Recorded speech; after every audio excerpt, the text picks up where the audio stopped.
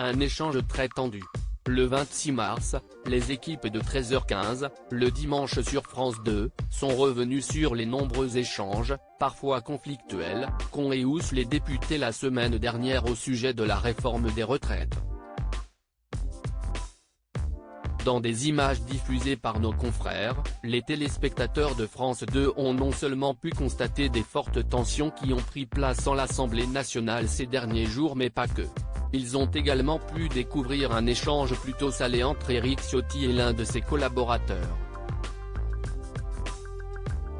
On ne me montre pas du doigt comme ça.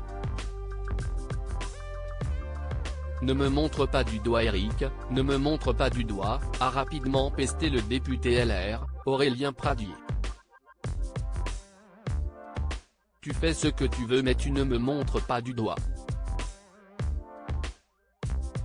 Il y a des limites. Une réaction pour le moins inattendue entre les deux hommes, qui se disputaient précédemment les rênes du parti, et qui pourrait être le signe que leur rivalité pourrait être encore présente. Une rivalité encore trop présente auprès du point. Le 20 mars dernier, certains membres des Républicains avaient partagé leurs avis sur le comité stratégique du parti qui a eu lieu plus tôt dans le mois. À nos confrères, beaucoup avaient déploré le fait que cette réunion était, selon eux, trop centrée sur Aurélien Pradié. On est au bout du rouleau. On a passé 1 heure à parler de Pradié, même pas du fond, avait déploré un membre sous couvert d'anonymat.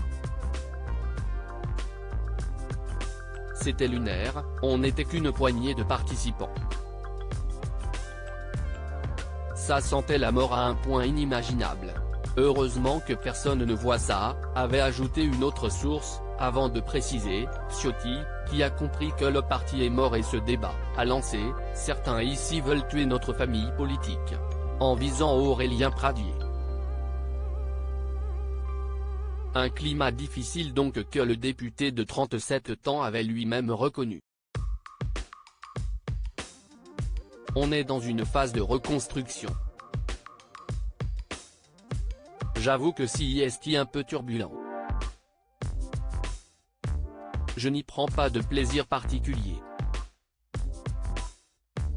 Mais je pense que c'est une étape nécessaire, avait admis, le jour même, Aurélien Pradié sur France 2. Crédit photo, capture d'écran France 2.